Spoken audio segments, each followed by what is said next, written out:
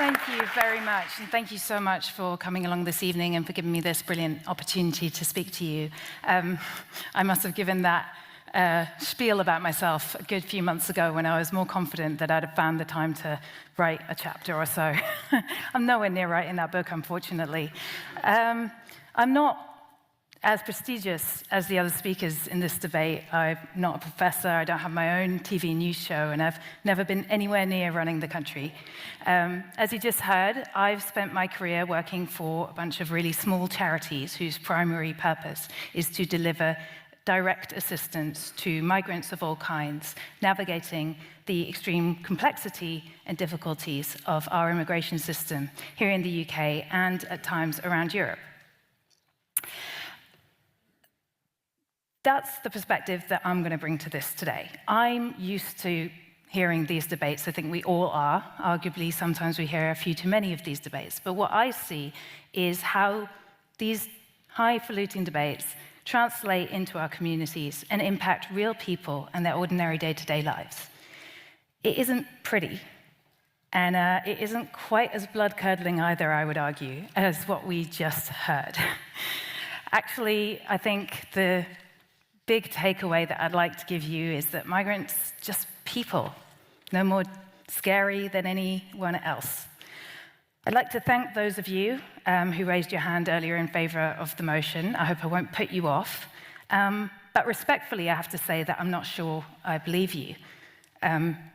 Maybe you really do think that you want high immigration, but I've worked my entire life in the migrants' rights sector, and I've never met anyone who actually specifically wanted high immigration. Most of us probably raised our hands in favor of the motion because we want to vote against the quite horrifying tide of anti-migrant sentiment that we've been seeing in recent times, because we recognize that migration is natural, that the UK needs some immigration, and that some people do need to move around the world. Because we know that good systems can manage lots of people without too many problems, and that bad systems can't manage many people at all without falling to bits and creating chaos. And if that's why you raised your hand, then I appreciate it, I really do. I don't think you raised your hand because you want high immigration, but it suits this debate to say that some of us do, right? There's got to be some of us who, for some strange reason, just really want to see how many we can pack in, right? It's like, do you remember when they used to do those Guinness World Records competitions, and it was how many baked beans can you fit in a bath? Yeah, like for some demented reason, that's how I feel about this country and immigration. Because if there isn't actually anybody who's obsessed with high immigration, then we've got to explain to ourselves a little bit why this elite consensus that we've had almost unbroken for about 25 years among all the governing parties and every government, and Nadhim Zahawi's government has agreed that we should be lowering immigration, and yet they don't seem to do it. Is it really that hard? Or is it me pulling the strings behind the scenes with a huge amount of power? The truth is, I can give you the secret.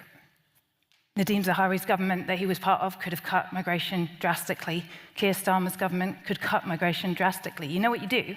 You issue far less visas. Cat's out the bag, right?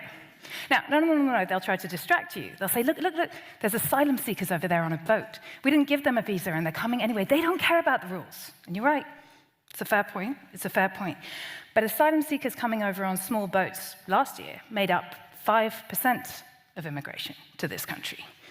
The government had absolute control, full discretion, over 95% of arrivals to this country. Now, you should be very, very suspicious of anyone who's talking to you about how we need much lower immigration and then pointing at 5% of it and saying that's what you should be looking at. But we know that reducing the number of visas that we issue would be, well, pretty disastrous, wouldn't it? I mean, if we really drastically reduced the number of visas, well, we wouldn't have anybody to work in our care sector, we wouldn't have anybody picking the fruit on our farms, we would have the economic impacts and shocks that Jonathan's brilliant speech spoke to us about. So what do we do? What do we do when we've made it absolutely clear that the scapegoat for all our problems in this country are migrants, but we can't do the one simple thing to get rid of them?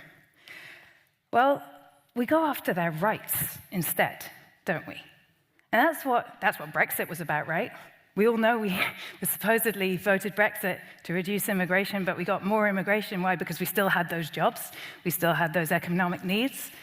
But those migrants that come here now, well, they have much, much less rights. And that's what happened this week as well, Keir Starmer's Island of Strangers speech. He could have said, I'm going to cut the number of visas I issue this year to next by 50%. Done. But he didn't say that. No, he said, I'm going to remove the right of migrants who come to live and work in this country to obtain citizenship or settled status for another 5 years. I'm going to push it back for 10 years. And that's extremely convenient, isn't it? Because when migrants don't have settled status, when they have a temporary and precarious status, then their rights are far more easily abused. And most importantly, their rights in the workplace. If you're on a temporary visa here in the UK, changing your job is either not allowed at all or extremely bureaucratically difficult. Can you imagine what your boss would do with your salary if they knew that you couldn't leave your job without also leaving the country? Putting migrants in a more and more precarious situation drives down wages. It drives down wages for a more and more exploitable second-class citizen group of the population. And of course, we know that when conditions are driven down for one group, they can be pitted against one another and driven down for everybody. I always have too much to say. And I'm really glad that we're going to have a bit of discussion, and I'm looking forward to your questions. And please ask the difficult ones, they're the most fun. So that I don't go on and on now, I'm just going to wrap up and say that this conversation is never about cutting numbers. Immigration is just something that's going to happen anyway. Now, we can tinker around the edges, we can slightly reduce it here, temporarily we can slightly reduce it there, but overall, the UK has an aging population, a need for more workers, and there are people who need to move. Overall, immigration is going to fluctuate along lines that, frankly, none of these debates impact. What these debates impact are people's rights. It's whether your boss can exploit you in the workplace, whether your wages are going to rise. That's what we're really talking about here. So don't vote for high immigration, right? That's weird. Vote for a country where we respect each other's rights, where we say that people who come here need to have equal and protected rights too. Vote for saying, no, we won't give up our human rights on the basis that that might make a few more of them disappear.